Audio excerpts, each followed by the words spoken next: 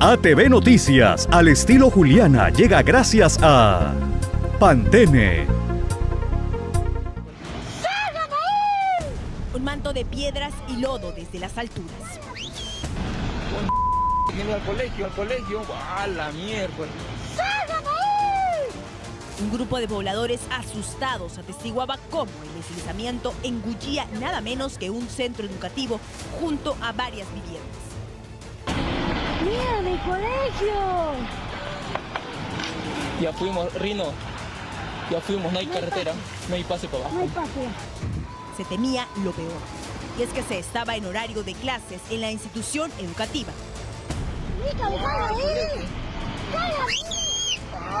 La gente.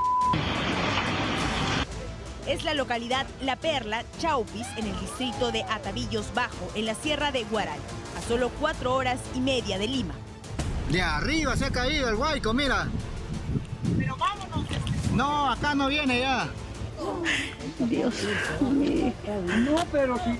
La activación de una quebrada habría desencadenado la vorágine de lodo desde este cerro cubriendo parte del poblado. Una avalancha y el estadio está tapado. ¿Cuántas personas estarán dentro? En verdad no sabemos. Ay, Dios mío. Rápidamente se empezó la búsqueda de personas en medio del desastre. Todo esto se ha caído. Por eso la gente está pidiendo al alcalde que esté aquí de emergencia. Un gran alivio llegó a los habitantes al confirmarse que los escolares del colegio La Perla lograron escapar. Por suerte han estado en hora de recreo los alumnos y han podido correr para salvarse de este tremendo deslizamiento de un cerro. Maquinaria pesada llegó al lugar para prestar socorro. Yo creo que aquí hay que mantener un poco la calma, hay mucha desesperación en este momento. Estamos llanos a seguir trabajando, ya se coordinó con Defensa Civil de la provincia de Huaral. Viene al colegio, ¡a la mierda!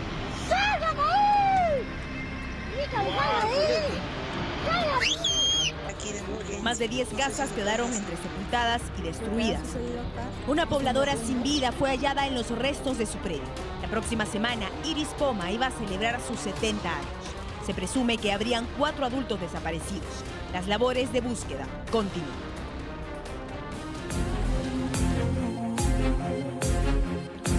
Y esto desgraciadamente va a seguir sucediendo. Hay por lo menos 4 personas desaparecidas. Nadie sabe absolutamente nada de ellos. No llega la maquinaria que se requiere justamente para remover los escombros y buscar a estas personas. Tremendo lo que ha sucedido en la sierra de Huaral y tremendo lo que ha pasado en Villa María del Triunfo hace un rato. Un camión ha aplastado 3 casas, la gente no tiene dónde vivir. Vamos a hablar de ello más adelante, pero vamos a tocar el tema que tiene como protagonista a Daniel Urresti, la noticia más trascendental del día, por supuesto que sí. Estamos hablando del ex candidato a la presidencia de la República, del ex ministro del Interior que fue condenado en la madrugada a 12 años de prisión por ser coautor del asesinato del periodista Hugo Bustillos en Huanta, Ayacucho, en el año 1988. Estamos hablando de un proceso, de un juicio que ha sido sumamente largo, que luego regresó en un momento a foja cero, empezó de nuevo, donde algunos testimonios incluso perdieron valor porque aquellos que habían declarado en contra de Urresti luego recularon, pero sin embargo el Poder Judicial determinó que habían elementos de sobra para poder dar fe de que tuvo una responsabilidad absolutamente directa en la muerte de este periodista. Hoy vamos a hablar con el hijo de Hugo Bustillos en este programa también, por supuesto, y les vamos a contar cómo ha sido todo el tema del traslado de Daniel Urresti, porque luego del veredicto del Poder Judicial de la sala que lo condenó, fue trasladado a la INCRI, a la Avenida España. Luego lo llevan al penal de Ancón, donde el INPE, que es el Instituto Nacional Penitenciario, lo que hace es clasificar, seleccionar, dependiendo de la persona, si tiene antecedentes o no, si es residente o no, y del caso en sí, del delito por el cual ha sido sentenciado, a qué cárcel lo trasladan. Ya está en Castro.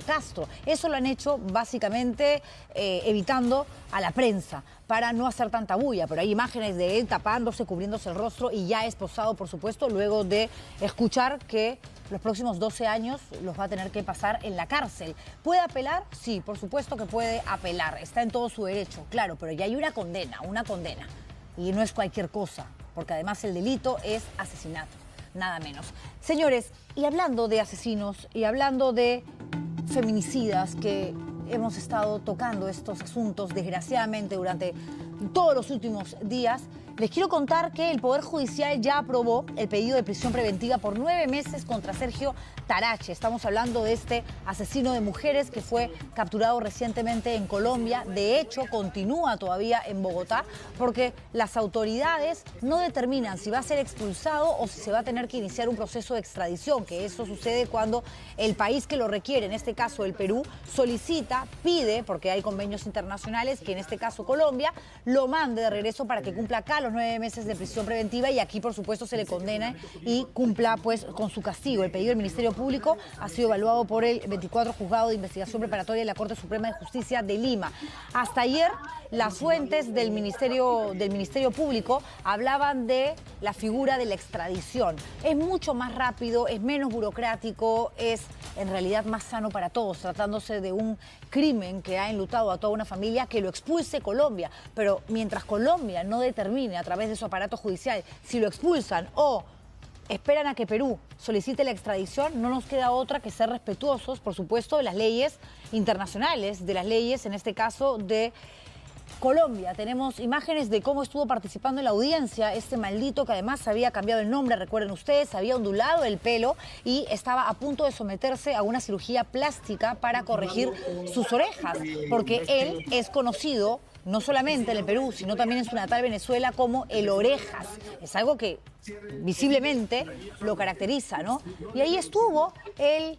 Se dijo ayer que había confesado su crimen. Esa es data que nosotros hasta ahora no podemos decirles si es cierto o no, porque ya después de lo que la policía ha manifestado y que les hemos contado nosotros a través de un reportaje, 2 reportajes en realidad súper amplios que presentamos anoche, ya cuando el caso pasa a Fiscalía, Ministerio Público colombiano, Poder Judicial, ya hay una reserva, podría decir casi absoluta, al punto que no sabemos si hay un video donde él realmente reconoce su delito y tampoco sabemos qué va a pasar, expulsión o extradición. Pero lo que sí queremos es explicarles a ustedes cuáles son las principales diferencias entre ambas figuras. Las dos son válidas, claro que sí, pero tratándose de alguien que ha sido visto por testigos, que no hay ninguna duda de que efectivamente fue él quien le roció combustible y luego le prendió fuego a esta jovencita de 18 años de nombre Elizabeth, que a los pocos días murió porque tenía el 60% del cuerpo calcinado. Digamos, ¿por qué no expulsarlo y evitar, digamos, que llegue el cuadernillo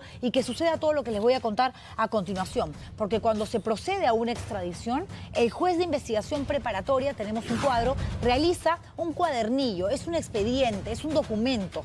Luego la Sala Suprema emite opinión y verifica que se cumplan todos los requisitos. En este caso con Colombia hay un convenio, no hay mayor problema en realidad. El cuadernillo de extradición es enviado al Ministerio de Justicia. Luego, el Ministerio de Justicia, todo eso todavía en el Perú, verifica y emite una resolución. Después, la resolución y el cuadernillo de extradición, es decir, ambos documentos, tienen que ser aprobados por el Consejo de Ministros. El Ministerio Público, cuando se le da luz verde en el gabinete, el Ministerio Público y Cancillería envían recién el expediente a Colombia y no hay un plazo establecido para la respuesta. Si hay intención, voluntad política, sobre todo, ahora más que legal, porque las relaciones bilaterales no son las más simpáticas últimamente con Colombia, pero aquí debería de dejarse de lado aquellos líos que tienen que ver con el presidente colombiano, con la presidenta peruana y fijarnos en lo realmente trascendental que es traer a este sujeto feminicida, asesino de mujeres cuanto antes al Perú y no politizar algo que es netamente judicial, penal, legal. Ojalá que si se da la extradición el plazo sea muy rápido, que esto realmente se desarrolle de manera absolutamente inmediata. Si se da el caso de la expulsión, que sería, repito, lo mejor por justamente la celeridad con la que procede esta figura, es un proceso básicamente administrativo. Hay una coordinación entre las autoridades de ambos países. Conversan, hablan, lo pueden hacer por Zoom, vía telefónica, puede haber un viaje de algunos de los representantes, no hay problema, pero una vez que llegan a un acuerdo, tampoco hay plazo establecido porque depende del país, en este caso de Colombia, y de las normas, de las leyes de esta nación. El sujeto es puesto en el límite del país, es decir, en la frontera. Y una vez que ya deja territorio colombiano, las autoridades peruanas se encargan de lo propio, de hacer lo que corresponde, de detenerlo, de evidentemente esposarlo y trasladarlo a una dependencia ya ni policial, ya judicial, porque ya que policial va a importar, va a interesar si ya todos sabemos lo que sucedió. En todo caso, hablando de feminicidas, todavía hay una sensación de mucho dolor generalizada, sobre todo, imagínense ustedes, para la familia, luego de enterarnos que esta enfermera que había sobrevivido a una violación que trajo consigo además un ataque físico en general tremendo, terrible, propio de un monstruo, de una bestia, de gente que yo me atrevería a decir que ni siquiera son seres humanos. Le mutilaron los genitales. Esta enfermera, que además era muy joven, 32 años, mamá de 3 niños menores, el más chiquitito de 8 meses, dejó de respirar. Ayer murió y dábamos a conocer la noticia aquí a través de un comunicado de salud, porque la familia, y lo entendemos, está ahora concentrada en abrazarse, en apoyarse, y nosotros no somos nadie para meter una cámara y un micrófono cuando se trata de respetar un duelo, ¿no? Pero sin embargo hay ahora un velatorio que se está llevando a cabo en el Hospital Rebagliati, donde ella justamente perdió la vida porque a ella la ultrajan en Juliaca, en Puno, y dado el cuadro tan grave que presentaba, se solicita su traslado aquí a Lima capital. Llega al Hospital Rebagliati, los médicos la han luchado, han hecho todo lo que está al alcance de sus manos para lograr que ella resista, pero nunca salió de la unidad de cuidados intensivos y al final le amputaron una pierna y terminó dejando de respirar. Jackie Martínez está con nosotros desde el Hospital Rebagliati informándonos qué está sucediendo ahora mismo y con el respeto, por supuesto, que también le hemos pedido, tomando en cuenta que la familia no quiere declarar. Adelante, Jacqueline, ¿cómo estás? Buenas noches. ¿Cómo estás, Juliana? Efectivamente, la familia, más de que no declarar, está bastante dolida. Y prueba de ello es que aquellos seres queridos de esta enfermera de 32 años que se encuentran en Lima han optado por no ingresar al velatorio del Hospital Rebagliati y están en otro ambiente particular, pues a la espera de poder asimilar ello. Se sabe, Juliana, que los restos de esta enfermera van a ser velados el día de hoy hasta aproximadamente 10, 11 de la noche y mañana muy temprano van a ser trasladados hasta Puno, ¿no? Donde finalmente la va a recibir su mamá, la van a recibir sus hijos, se va a realizar el velatorio y posteriormente el entierro. No sin antes de comentarte que hasta aquí ha llegado también la licenciada María Isabel Miranda Vera, que es la presidenta de la Federación de Enfermeras. Y ante todo, muchas gracias. Entendemos que la situación está bastante complicada, ha llegado personal del Ministerio de la Mujer, sin embargo, ustedes han podido conversar con los familiares. Sí. Así es, hemos estado con la mamá, con las hermanas y acaban de llegar los 3 niños que están presentes también en el velatorio. ¿Están acá en Lima? Están acá en Lima, sí. Es algo muy doloroso. Realmente quienes somos madres sentimos este dolor tan grande, ¿no? De una madre tan joven con unos niños tan pequeños. Y sobre todo porque ustedes la lucharon para que ella sea trasladada de Ayaviri, de Puno, también hasta Lima. De Juliaca. De Juliaca. De Juliaca. Con una, digamos, un médico legista que había dicho que eran lesiones leves. Lesiones leves, lo cual nosotros estamos haciendo los reclamos a la Federación Médica para que investigue qué es lo que pasó, ¿no? Lesiones leves no van a llevar a la muerte a una persona, ¿no? Y sobre todo con la insanía con la que fue atacada. Entiendo. ¿Qué se espera el día de mañana? ¿A qué hora sería salir del féretro? Mañana de acá debe estar saliendo a las 6 de la mañana, porque a las 8 de la mañana es un vuelo humanitario. Está viajando a la ciudad de Juliaca, donde va a continuar el velatorio y el sepelio posteriormente. Licenciada, sí, Juliana, te Sí, escucho. no, realmente dentro de esta mala noticia, triste noticia, ver a un equipo de enfermeras unidas, ¿no? Tratando de que se haga justicia, buscando la manera de que los hijos de esta enfermera que ha fallecido reciban el respaldo emocional, psicológico que requieren para poder subsistir, ¿no? Llevar la vida ante la ausencia de una madre siendo tan pequeño, lo decíamos hace un rato, no es más chiquitito, es un bebito, tiene tan solo 8 meses. Yo quiero preguntarles qué sintieron ellas cuando aparece el comunicado de salud diciendo aquí, por si acaso, en el hospital de Juliaca no se suscitaron los hechos, es decir, la violación fue en otro lugar, en otro inmueble, pero además los presuntos violadores tampoco trabajan para la red E-Salud. Y si bien no han sido contratados de manera directa, eran personas que estaban al interior del hospital, que conocían a la enfermera y que algo habrá sucedido, que evidentemente se tendrá que investigar, pero al tercerizar estaban en el mismo espacio de trabajo y por lo tanto eran un peligro inminente para esta mujer y para cualquier otra del hospital. ¿Qué sintieron ellas cuando E-Salud intenta sacar cuerpo, diciendo, ok, vamos a ayudar, vamos a estar al tanto porque ella sí era de nuestra red prestacional, pero sobre el resto, estos señores no tienen nada que ver? ¿Cómo que nada que ver? Contratan a una empresa y esta empresa contrata a estos violadores. ¿Qué tienen que decir, señoras, ustedes, doctoras, enfermeras? Así, lastimosamente fue una terrible frustración. Hicimos los reclamos pertinentes como Federación de Enfermeros del Perú para que el colegio también intervenga a través del Ministerio de la Mujer y también a través de la Gerencia General de Salud para que rectifique y brinde el apoyo suficiente para la colega, para su traslado primero acá a la ciudad de Lima, ¿no? Para que pueda recibir el tratamiento adecuado. Lastimosamente la gravedad de las lesiones no permitieron que su organismo pudiera soportar, ¿no? Y se complicó más. Señora Miranda, una pregunta. A ella le habían amputado ya una pierna y tengo entendido que se había llevado a cabo una junta médica horas antes de que se conociera la noticia de la muerte de esta enfermera de 32 años porque estaban ya prácticamente decidiendo sobre la amputación de la otra pierna. ¿Por qué? ¿Cuál era el cuadro? ¿Qué era lo que estaba sucediendo? Hizo una trombosis. En realidad ella ya había venido con una piel, ya con una lesión ya bastante grave, ¿no? Que había afectado el sistema circulatorio. Hizo una trombosis y hubo la necesidad de amputar la pierna para poder salvar la vida. Y lastimosamente nada de eso ha servido. Al final el organismo estaba muy debilitado, muy debilitado. ¿Y cómo es que se entra en peligro la otra pierna? No tenemos más informes en relación a eso, no tenemos más informes. No, si hay un problema circulatorio que ante la amputación de una de las extremidades el problema persiste, evidentemente los médicos lo que van a hacer es darle prioridad a la vida, ¿no? Y la familia conversa y dice, hagan lo que tengan que hacer con tal de salvarla. Y es tremendo porque sí hay que reconocer que los médicos de Rebagliati se han preocupado por este caso, han estado, ¿no? Viendo, revisando, compartiendo ideas para saber cuáles eran las mejores opciones para esta mujer, para que siga respirando, pero lo que le hicieron, repito, es producto de un ataque monstruoso, porque le mutilaron los genitales, abusaron sexualmente de ella en grupo.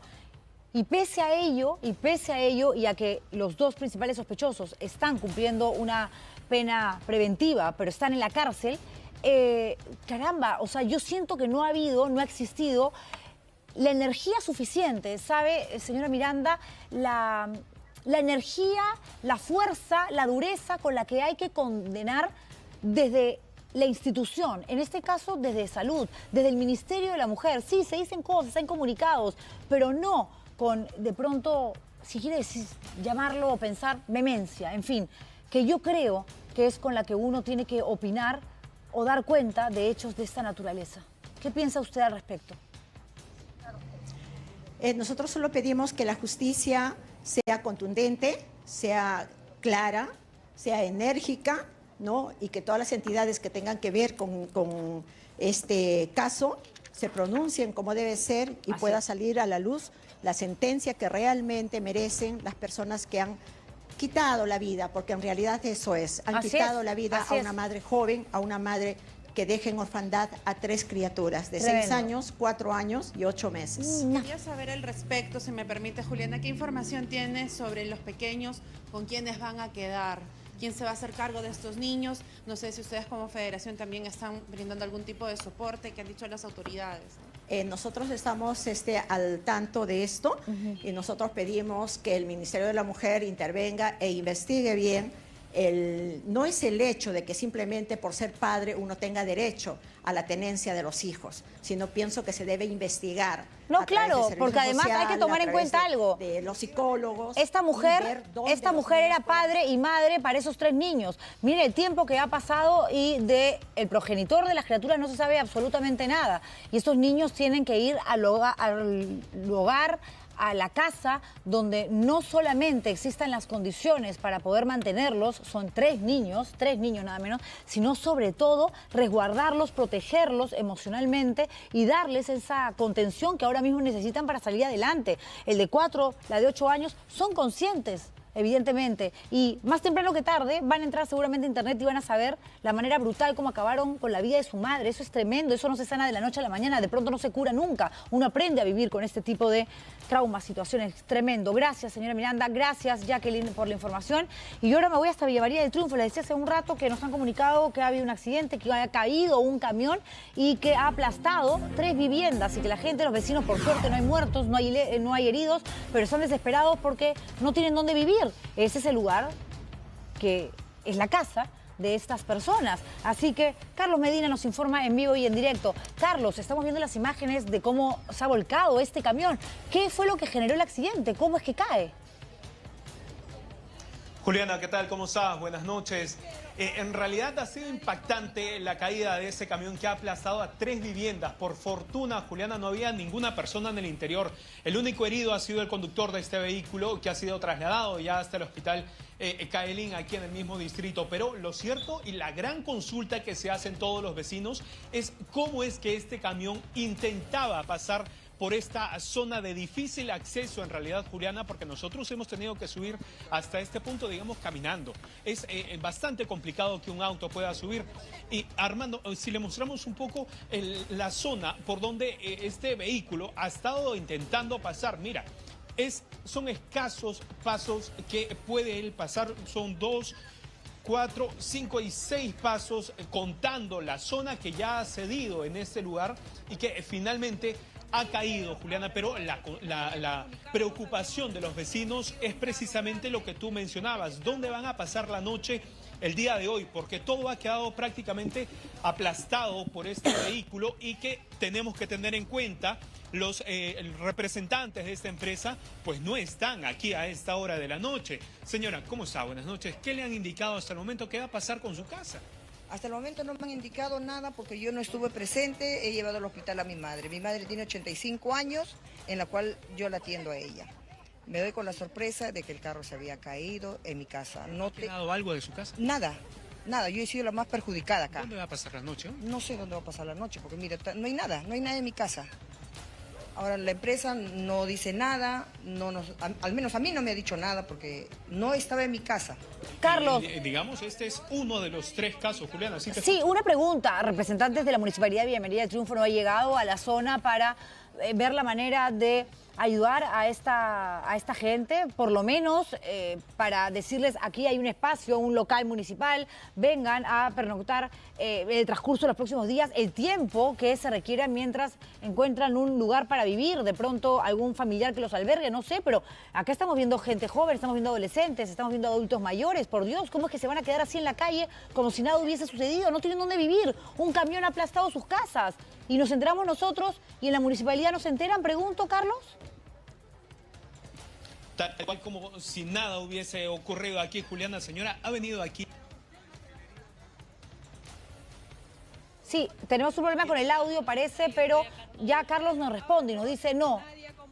El alcalde ha mandado a un representante en la cual ha venido, ha visto, no ha estado ni tirado. Digamos, no se han comprometido con ayudar a las familias afectadas. La familia no tiene dónde pasar la noche. Como usted ve, nosotros vivimos en unas casas precarias en la cual tenemos que ver cómo ayudar a la señora, pero esa es la responsabilidad de la empresa, de la municipalidad que nos tiene... ¿Qué empresa es la que estaba intentando pasar por aquí? La empresa es el Consorcio San Miguel. San Miguel, señora, usted también ha sido afectada, caballero. La empresa de San Miguel, ¿a qué servicios presta? Esto es lo que está haciendo todo el trabajo de saneamiento de todo este agua y desagüe. O sea, es un tercerizado para Sedapal. Claro, sí. ¿Y ellos se han comunicado con ustedes? ¿Le han indicado? Sí, han hablado conmigo en la mañana. ¿Con tu familia? ¿Qué te ha indicado? Nos han dicho que se van a hacer cargo de sacar el camión, de arreglar cómo está todo lo que han hecho una evaluación, digamos. Una evaluación del costo, del daño. Ajá. Pero nos han dicho que el día de mañana van a venir y van a el día de mañana, el día de mañana. ¿Y hoy dónde duerme esta gente? Solicitando ahora es el alcalde del hoy. ¿Y hoy tienes dónde pasar la noche con tu familia? Mira, la verdad que hemos acondicionado nosotros mismos un lugar increíble, ahí donde vamos a pernotar realmente. la noche. Al lado, prácticamente. Y Juliana, solamente como detalle, la empresa ha traído una grúa, una excavadora hasta ese punto, como si fuese posible poder subir hasta acá. O sea, increíble. Para poder retirar este vehículo, lo más probable sea que van a tener que desarmarlo, porque es bastante complicado que suban un vehículo de carga pesada y poder retirar este camión que ha aplastado prácticamente estas tres si no casas. tienen la capacidad de darle la seguridad a estas personas de que se van a hacer cargo evidentemente de los daños y que les van a dar un lugar para dormir, ¿por qué no alquilan habitaciones en hoteles y ya están todos ahora mismo comiendo algo y listos para acostarse? Digo yo, no, todos a la intemperie en medio de este calor con las casas destruidas pidiendo que se acerque alguien del municipio. No es que sea responsabilidad de la municipalidad, es de la empresa, claro que sí, pero el municipio tiene que responder justamente a las necesidades de los vecinos, para algo te eligen alcalde. Digo, gracias Carlos por este informe y un abrazo a todos estos vecinos de Villa María del Triunfo. Señores, aquí, Municipalidad de Villa María del Triunfo, eso está pasando, si no se han enterado, ya lo saben, dense una vueltita, no les cuesta nada, vayan, es además su responsabilidad, su obligación, su deber. Gracias Carlos Medina. Y gracias a todos los vecinos que han participado en este enlace en vivo. Lo que viene a continuación es un reportaje donde por lo menos Romina Rossi ha encontrado a 68 mecánicos que dicen haber sido estafados. A ver, hay una distribuidora que vende escáneres.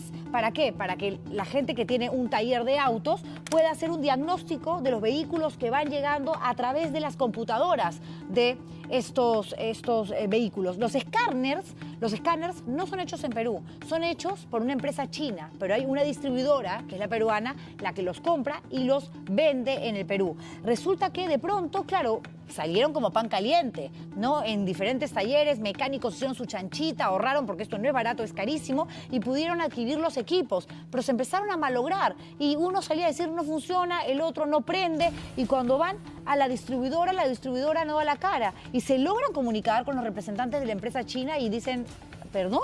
¿Nosotros qué tenemos que ver? Nosotros sí fabricamos, pero ya es la distribuidora la que tiene que responder porque son a ellos a quienes ustedes les han pagado justamente por este producto, que repito, es bastante caro. Vean el reportaje de Romina Rossi.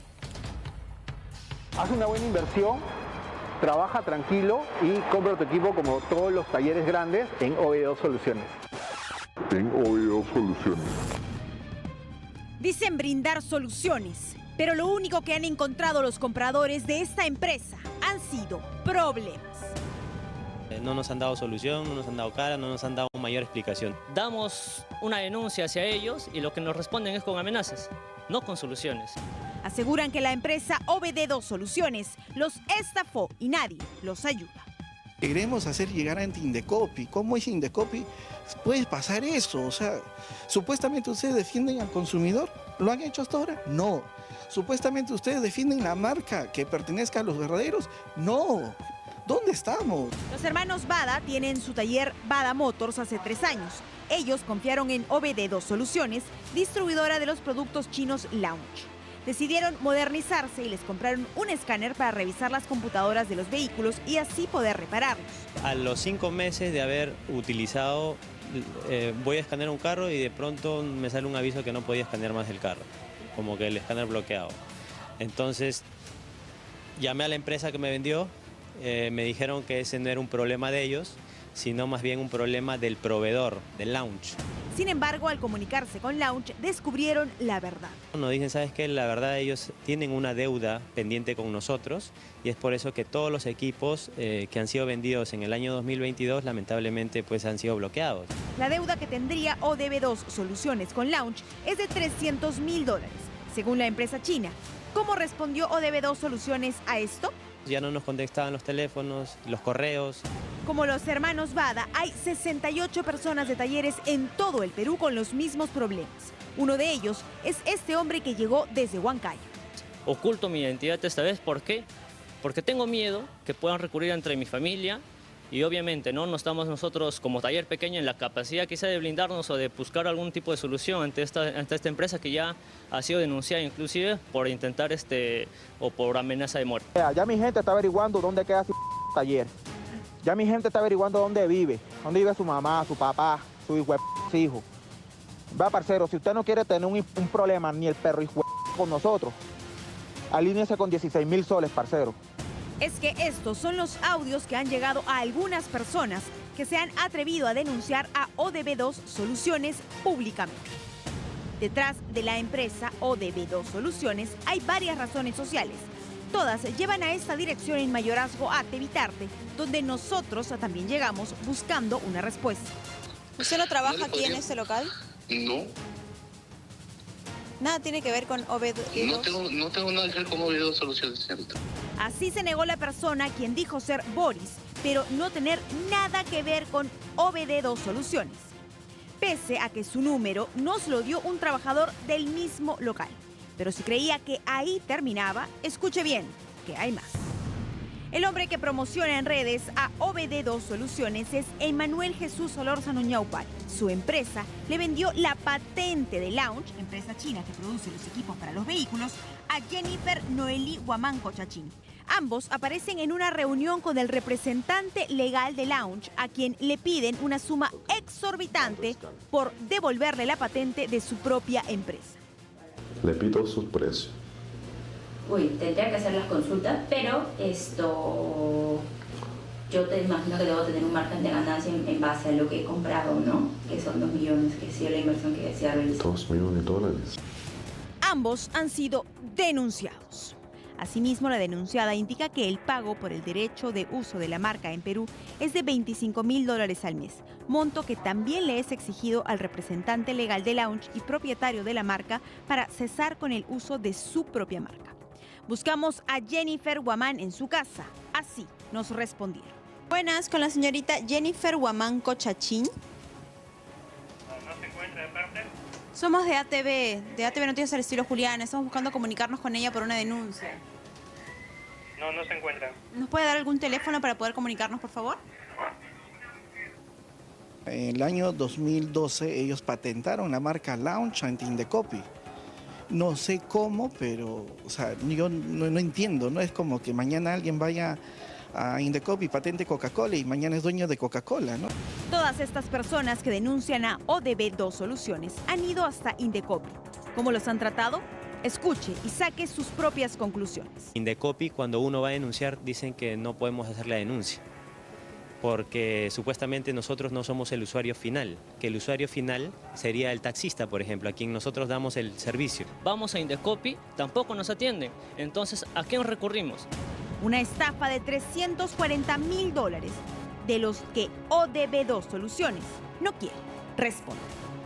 Qué angustia, qué desesperación para toda esta gente, ¿no? Ahorrar tanto para tener un equipo sofisticado que pueda ayudar en el trabajo que ellos realizan en los talleres mecánicos y ahora nadie responde. Y cuando van a Indecopi tampoco se puede porque se han encargado justamente los representantes, o se habrían encargado los representantes de esta distribuidora de llevar a cabo las artimañas que se requieren justamente para salir limpios ante lo que seguramente sospechaban que iba a terminar sucediendo. Porque si tú adquieres, ¿no?, una cantidad de equipos grandes a una empresa china, te aseguras que estás comprando artículos que funcionan para no engañar a la gente, para no verte mañana más adelante en problemas. Esto de que te compro, te vendo la patente, ya habla de una situación por lo menos extraña y que tiene que ser investigado. Lo que se investigó y lo que ya se acordó que tenía que ser castigado es todo lo que tiene que ver con el caso Hugo Bustíos y Daniel Urresti. El ex ministro del Interior, ex candidato a la presidencia de la República, fue esta madrugada condenado a 12 años de cárcel por ser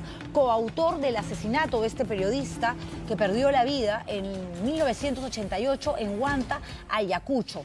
La lucha de la familia no es de ahora, tiene mucho tiempo. De hecho, el proceso de juicio oral ha ido, ha venido, ha regresado, ha vuelto a foja cero, pero finalmente el Poder Judicial, y aquí tengo toda la documentación que quiero compartir con ustedes, pero luego la publicidad, ha presentado los argumentos por los que ha considerado que tenían que condenar a Urresti porque él participó de manera activa, directa, en el asesinato del periodista. Regresamos con todo lo que usted quiere saber y con Hugo Bustíos Patiño, el hijo justamente de la víctima de 1988 que murió en manos de un grupo de militares. Regresamos.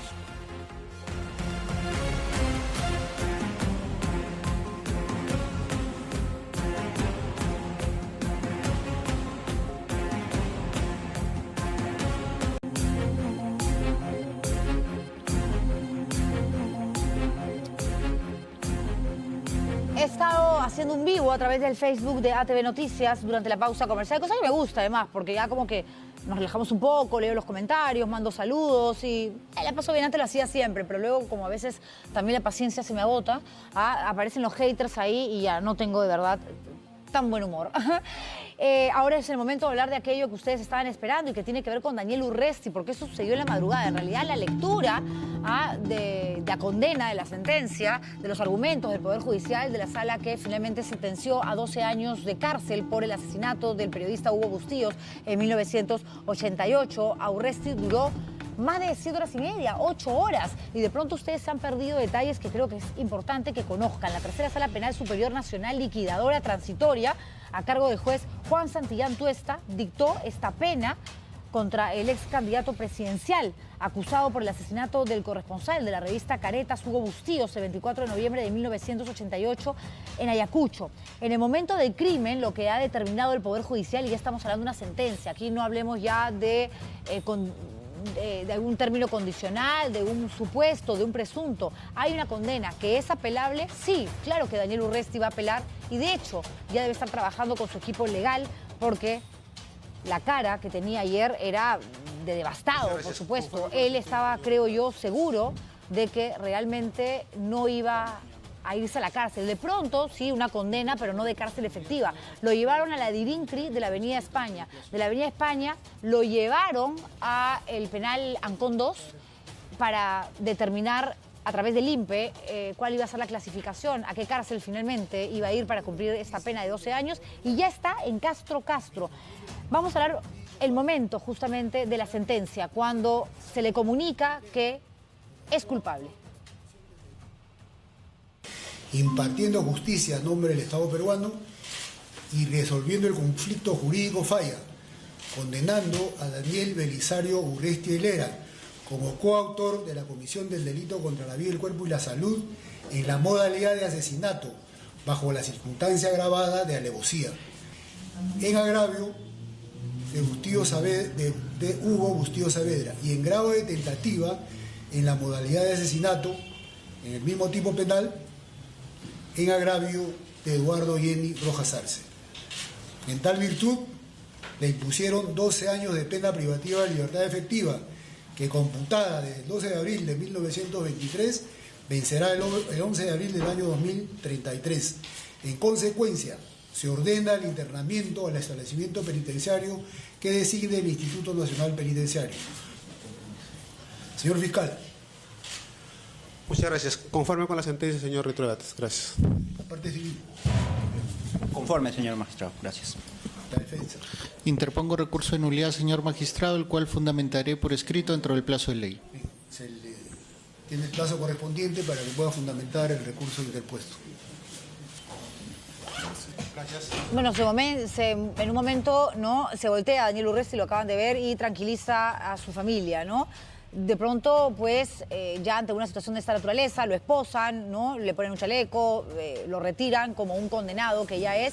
Antes de eso abraza a su esposa y es así como lo hemos visto ya por última vez, porque luego él no ha querido mostrar su rostro, pero se notan las esposas. Está obviamente él ya acompañado de las autoridades policiales que lo trasladan primero, repito, a la Dirincri en la Avenida España, luego al penal Ancón 2 y luego ya nos hemos enterado por llamadas que hemos realizado de, oigan, ¿cuándo es que INPE va a clasificar y va a determinar en qué cárcel va a cumplir esta condena? No, ya está en Castro, nos dijeron. Está en la cárcel ya Daniel Urresti y él, antes de perder su libertad, conociendo la sentencia, la condena en su contra de 12 años por la muerte del periodista Hugo Bustíos, envió este tuit. Él además ha sido siempre una persona muy activa en redes sociales, ya no lo va a poder hacer.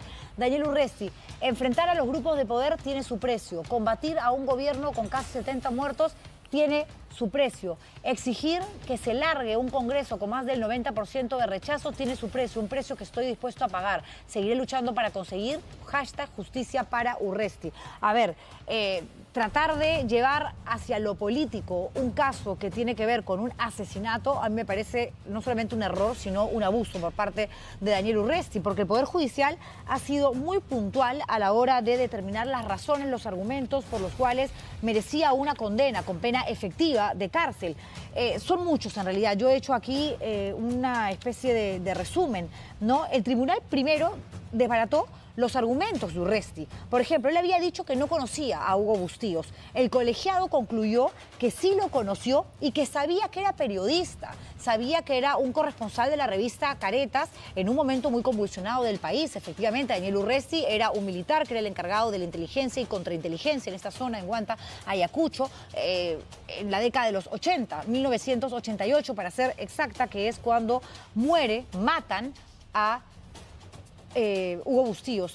Y aquí lo que sucedió y lo que el Poder Judicial también ha determinado es que lo que había manifestado como parte de su defensa Daniel Urresti no tenía ningún tipo de aval en cuanto a asuntos probatorios, porque él decía, no, a Bustíos lo mataron terroristas de Sendero Luminoso. Y hay testigos, hay un montón de gente que ha hablado, hay gente que también ha reculado, que dio una versión y luego dijo, no, me arrepiento. Pero también recuerden ustedes aquel reportaje que hizo Anuska Buenaluque en Cuarto Poder, cuando Cuarto Poder era ese buen Cuarto Poder, ese gran Cuarto Poder, y hablaban, ¿no?, de cómo querían comprar con $5.000 el testimonio de una persona que había dado una versión que incriminaba directamente a Daniel Urresti. Bueno, eso de que fue Sendero Luminoso también lo desbarató esta sala y ha dicho de ninguna manera, se sabe que fueron militares, no solamente estaba Urresti, habían otros militares, pero disparan contra Hugo Bustíos y luego ponen un explosivo, una dinamita y hacen que el cuerpo detone. Fue una muerte de lo más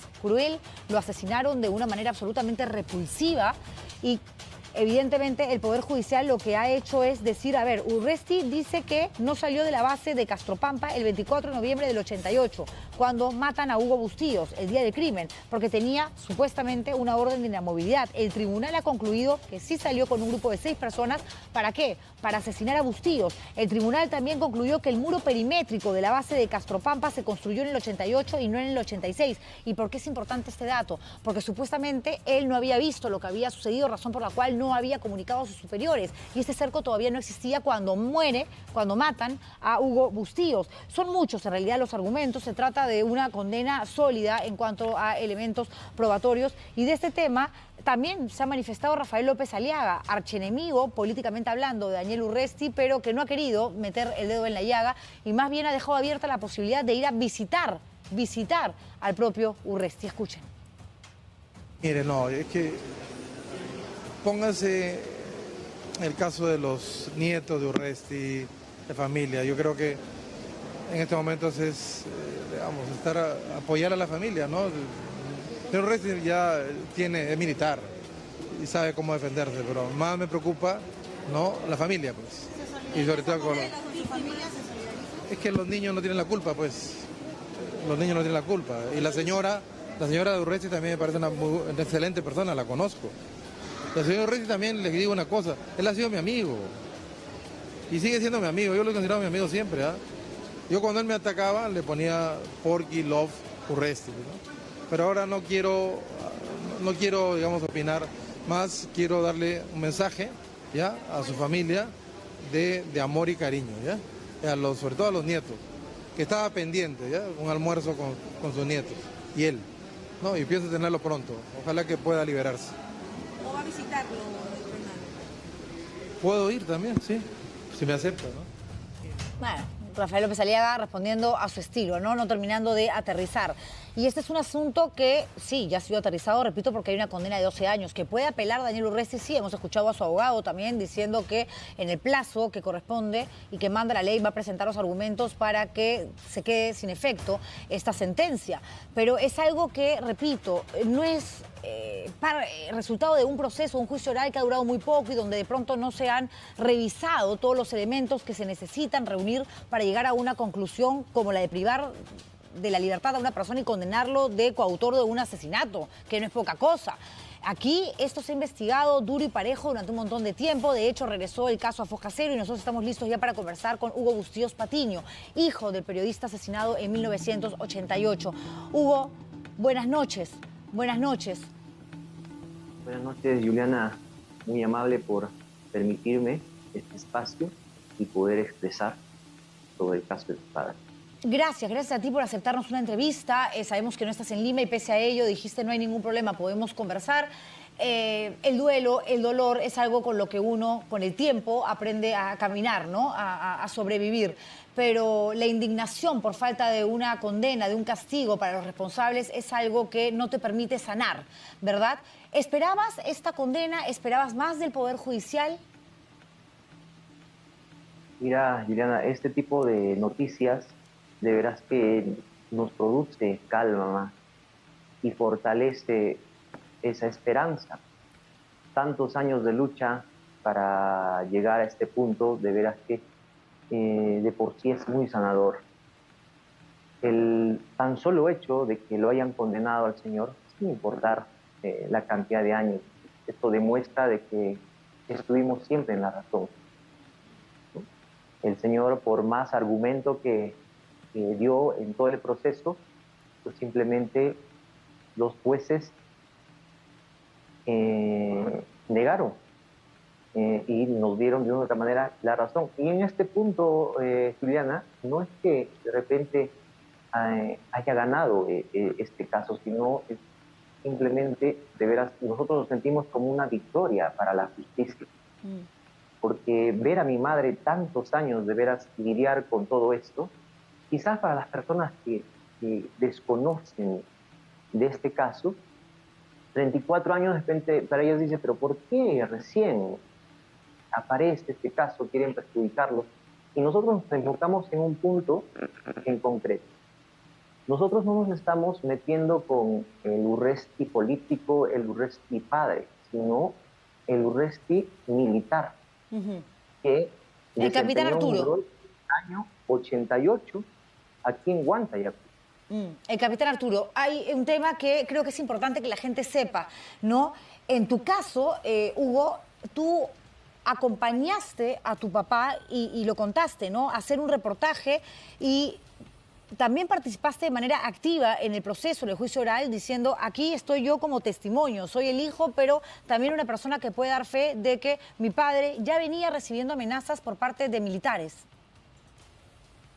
Mira, Juliana, en ese entonces, el hecho de vivir en una situación tan violenta, de veras que el 88, para que tengan un poco de conocimiento, el jefe supremo, se podría decir así, el comando político-militar era el ejército.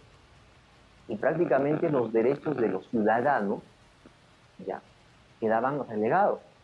Ellos podían hacer intervenciones, podían hacer interrogatorios.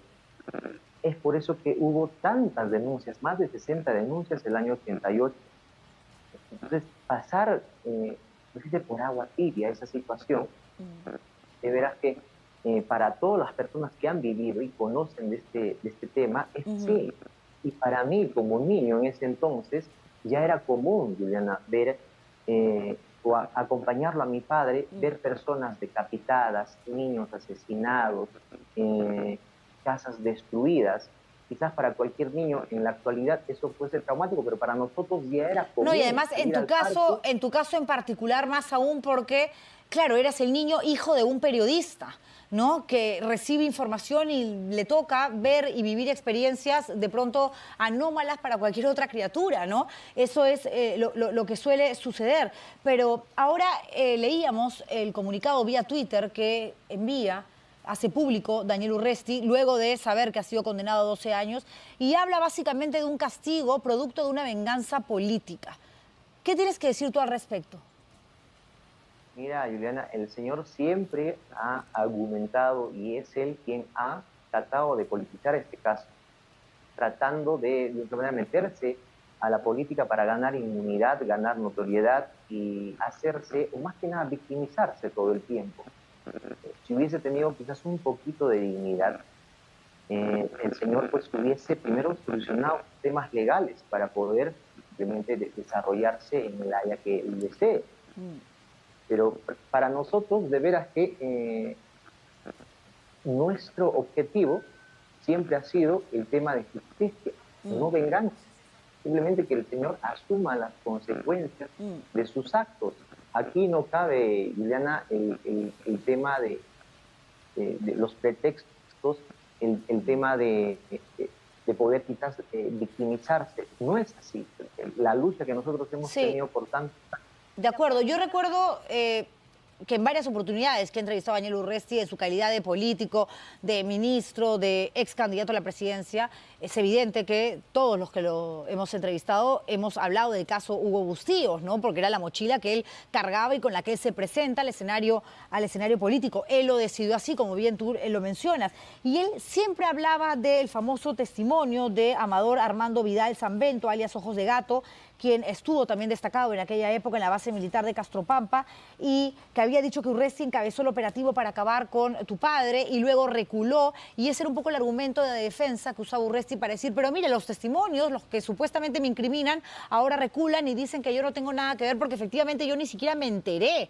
Y sin embargo el Poder Judicial dice, no señor, usted no solamente se enteró, usted participó de manera directa en la muerte de Hugo Bustíos con 6 militares más y no comunicó a sus superiores.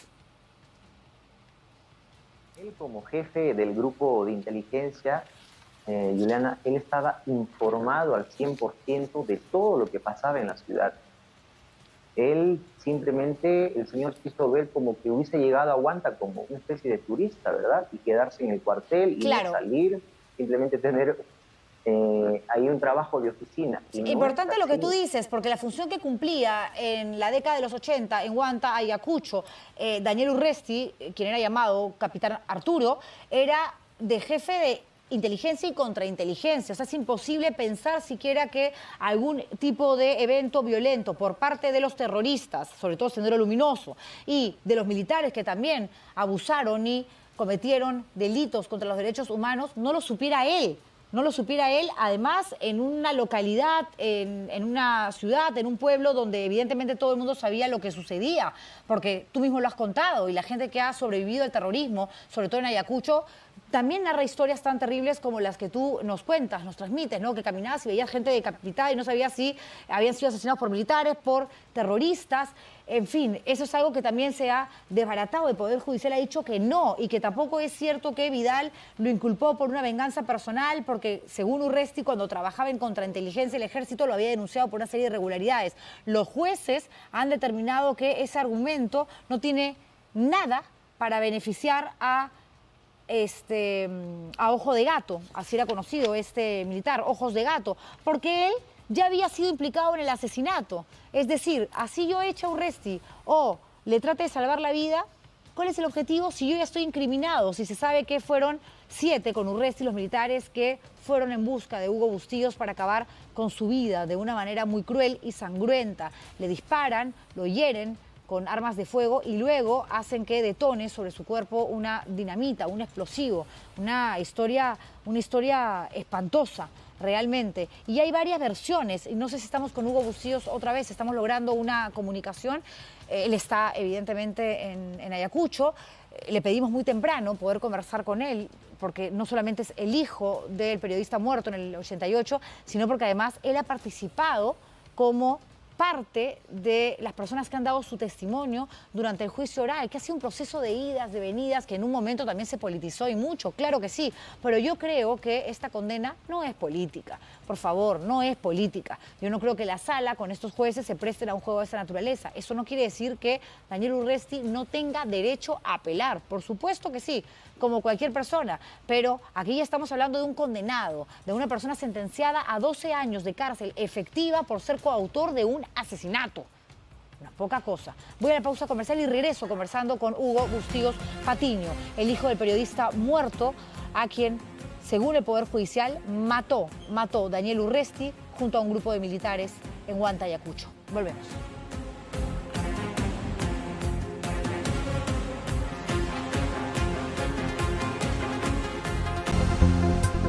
ATV Noticias, al estilo Juliana, llega gracias a Pantene.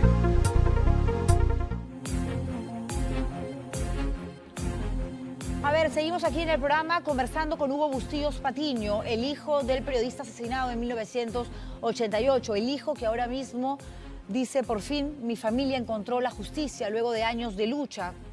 Hoy, en la madrugada, fue condenado a 12 años de prisión el ex candidato a la presidencia de la República, el ex ministro del Interior, Daniel Urresti, acusado de ser coautor del asesinato de este corresponsal en Huanta, Ayacucho, de la revista Caretas. Hugo, ¿estás ahí todavía? Sí, Juliana. Gracias por permanecer durante la pausa comercial. Hablamos de los testimonios que han sido elementales para que los integrantes, los jueces de esta sala condenaran a Daniel Urresti, ¿no? Ellos han indicado que aplicaron la técnica de la psicología de los testimonios, dándole más peso a las declaraciones iniciales de los testigos, a lo que dijeron en una primera instancia, por decirlo de una manera, y sin, digamos, darle más peso a lo que hicieron muchos, que se retractaron. Yo le recordaba al público televidente que hubo un reportaje que hizo Anuska Buenaluk, que hace ya algún tiempo en Cuarto Poder, donde ella mostraba cómo se compraba un testimonio, se intentaba, ¿no?, lograr que una persona cambie de versión a través de un monto de dinero exorbitante, grande. Está, por ejemplo, lo que dijo Isabel Rodríguez, que lo reconoció a Urresti, diciendo él era el capitán Arturo y no solamente fue quien mató a Hugo Bustillo, sino también quien abusó sexualmente de mí. Está lo dicho por Jesús Gálvez, el campesino que comentó que lo obligaron a autoinculparse a cambio de $5.000 para que cambiara de versión, que es básicamente lo que sacó Cuarto Poder, regresando al tema. Sí, Juliana, eso ha sido una práctica, porque tú sabes que si una persona es inocente, ¿por qué tendría que actuar de esa manera? ¿Por qué tendría que valerse de esas artimañas para limpiar de otra manera su imagen? La población aquí en Huanta sabe cómo ha sido los años vividos y cómo ha actuado en sí el ejército. No todos, pero un cierto grupo, pues, supongo que tenía ese deber, ¿verdad?, de exterminar, pero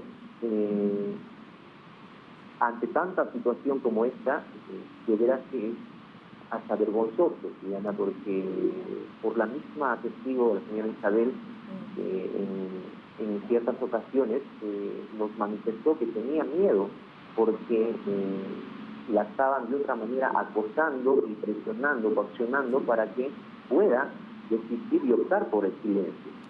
Entonces, pudo contactarse con las personas quienes hicieron esta grabación, hicieron este destape tan importante, pues que prácticamente los jueces han podido valorar ese tipo de situación. Tú nos comentabas algo importante, ¿no? Nos decías que es tu percepción, básicamente, que también tiene un valor, como no, eres el hijo, nada menos. Decías que para ti Daniel Urresti se había metido en política, había decidido iniciar una vida política para no solamente limpiarse de lo que ya sabemos, según el Poder Judicial, que sucedió que él participó en la muerte de tu padre, sino porque además así iba a lograr simpatías y la presión de la opinión pública también muchas veces hace que las sentencias sean leves o sean graves, en fin, pero que la razón por la que entró en política está ligada directamente al caso de la muerte de tu padre. Sí, Juliana, eso siempre ha sido la práctica que en todo el tiempo cuando lo involucraron a sus propios colegas de armas, empezó con esa campaña, siempre victimizándose de que querían perjudicarlo y que la oposición no quería que él de otra manera pueda ocupar algún cargo público, que supuestamente iba a hacer muchos cambios y que esas fuerzas oscuras estaban de otra manera metidas en todo esto. Y no es así. De veras que para nosotros siempre ha sido el objetivo, como te decía anteriormente, de buscar justicia. Acá no es un tema de venganza, sí, o que uno quiera perjudicarlo en las aspiraciones que el señor pueda tener. Para nada. Lo tuyo no es venganza, deseo de, digamos, que pague, que se pudre en la cárcel aquel que participó en el asesinato de tu padre. Es un tema de alcanzar justicia. Claro, Juliana. Imagínate si al menos el señor ha tenido, y su familia, que quizás están sintiendo algo de empatía, lo que de otra manera nosotros vivimos en aquellos años. Son situaciones, si bien es cierto, muy desagradables, que quizás un familiar tuyo pase por una situación así. Ajá. Pues al menos él tuvo el privilegio de dar una manifestación, hacer sus descargos ante el Poder Judicial lo que nosotros no tuvimos. O sea, mi padre no tuvo esa oportunidad. Claro. De acuerdo. Simplemente ellos hicieron justicia con sus manos. Hay información que tengo aquí de este proceso judicial que ha sido tan extenso y doloroso, ¿no? Sobre todo para ustedes, la familia. El 4 de octubre del 2018 lo absuelven por el caso Bustíos y Daniel Urresti estaba cantando victoria, diciendo, ven, tal como lo dije desde el primer día, no fueron los militares los que mataron a Hugo Bustíos, yo no lo conocía, ni siquiera sabía que había un periodista con ese apellido, yo no estaba el día que matan a Bustíos en la zona donde se suscita este crimen. Yo además puedo admitir, porque he sido jefe de inteligencia y de contrainteligencia de esta base militar, que fueron terroristas. Y él estaba muy tranquilo, sin embargo, se reabre el juicio y se toman en cuenta elementos de ese primer proceso, por decirlo de alguna manera, de esa primera etapa, y luego ya la condena que hemos conocido el día de hoy. ¿Por qué crees tú, Hugo, que se ha dilatado tanto, que han habido tantas idas, tantas venidas? ¿Por qué, básicamente? Es por el mismo sistema, Juliana. Tengamos en cuenta que a mi padre lo asesinan en el 88. En aquel entonces, todo miembro de las Fuerzas Armadas usaba seudónimos. Si en ese entonces nosotros hubiésemos tenido, al menos le hubiesen facilitado a mi madre la relación de toda esa patrulla que ella vio salir del ejército, a todo ese grupo, pues este caso quizás se hubiese resuelto en cortísimo tiempo. ¿Ya? Sí, seguro. Pero ¿cuándo sale el primer nombre? El 2007. Es que procede, se abre el primer juicio, caso Bustíos 1, donde sentencian a 2 militares que también elaboraron ese mismo año. Y fueron ellos los que señalaron a su compañero de armas, que es Daniel Urresti. De acuerdo, Hugo. De acuerdo, ¿no? Y hay un tema que yo, escuchando los argumentos, que además han sido muchos por parte de esta sala, creo que ha sido uno de los más contundentes, ¿no? Si Urresti, en esa época, llamado Capitán Arturo, en la década de los 80, era jefe de inteligencia y de contrainteligencia, ¿cómo no reportó, aunque él no hubiese participado de manera directa como coautor del asesinato, que es lo que el Poder Judicial ha determinado que sí, que estuvo allí, que él mató junto a otros 6 militares? ¿Cómo es que no da cuenta a sus superiores si además el lugar donde matan a tu padre era a 200 metros, donde había una patrulla policial y un contingente policial? Es imposible que al jefe de inteligencia y contrainteligencia no le hayan dicho absolutamente nada y que él se haya visto obligado a comunicar. No hubo esa comunicación. Hugo, te mando un abrazo, un fuerte abrazo para ti, para tus hermanos. Te agradezco muchísimo por esta entrevista y realmente se te nota, ¿sabes? Que lo que estás buscando no es venganza, que sería entendible y comprensible dado lo que ustedes como familia han vivido.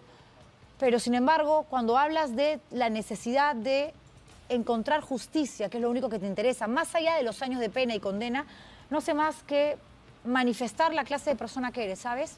Te agradezco mucho por esta entrevista, Hugo. Un fuerte abrazo. Gracias, Juliana, por la oportunidad. A ti, a ti. A ver, vamos a dejar los temas serios porque Mark Vito, el ex esposo, todavía esposo, bueno, están separados, de Keiko Fujimori, se ha encargado de incendiar esta red social que sobre todo es la favorita de los adolescentes, de la gente más joven, el TikTok. Miren, ya está para un reality, va a competir conmigo, va a armar vasitos en el canal del costado. Aparece creando contenido, gritándole a los cuatro vientos. Me pongo nerviosa ante tanto músculo, Javier. ¿Ah? A pesar de todo, me volví más fuerte, dice. Una versión que evidentemente no le conocíamos a Mark. Más bien siempre era como que el segundo de Keiko, por lo que ella es la conocida, la famosa, ¿no? La expuesta. Él siempre con un perfil bastante bajo y más bien parecía bien pisadito, ¿no? Pero lo que ha pisado parece la máquina en el gimnasio.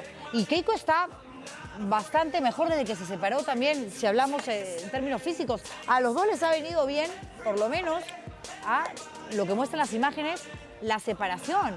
Pero él ahí está feliz, mostrando sus músculos. A ver, Javier me pide redes sociales. Javier Ávila, mi productor.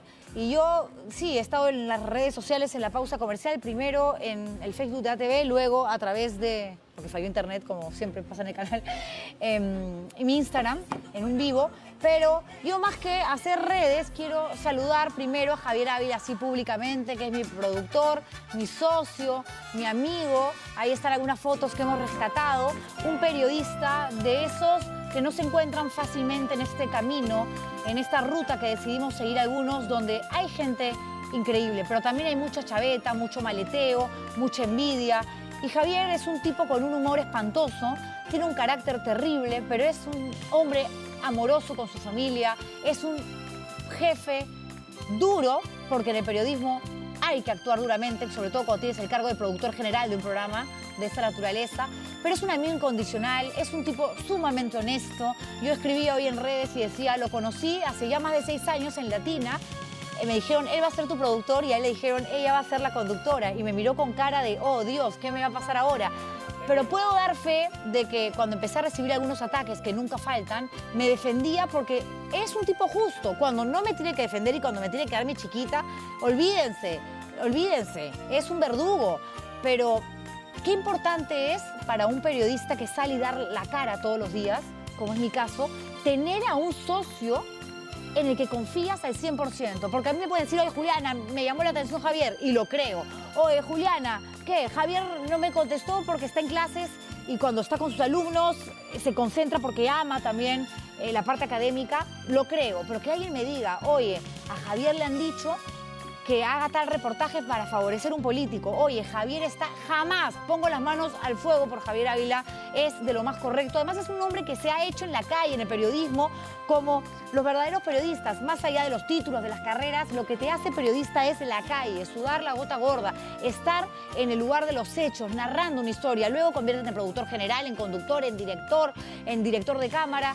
Javier ha trabajado en Contrapunto, yo no había nacido todavía, ha sido de los reporteros de guerra, estaba ahí en la guerra de Cenepa, tiene unas historias increíbles, es un libro abierto realmente.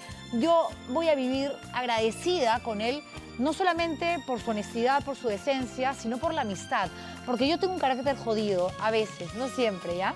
Pero a veces necesito que me hagan el pare, oye, ya, para. Y yo a veces no le hago caso a todos, pues. Y Javier dice, apúrate que se cae el rating, deja hablar de mí. No me importa, Javier, te lo mereces. ¿Ah? 73 años no se cumplen todos los días, caracho. ¿Ah? ¿Qué? No, está chibolo. Además, no parece la edad que tiene. 58 cumple, ¿no, Javier? 59. 59. Y le juro que parece 50. Bien, miren a Chatín. Chatín tiene 44 y está acabado. Miren acá a mi equipo. ¿Ah? Muy bien, Javier. Te mereces eso y más. Tienes una familia hermosa, una esposa increíble que te soporta, 2 hijos espectaculares, un equipo que te quiere. No pidas más, hoy anda a celebrar con tu pizcacho. Cuídate mucho, Javier, y gracias a ustedes por vernos. Nos reencontramos mañana. ¡Va!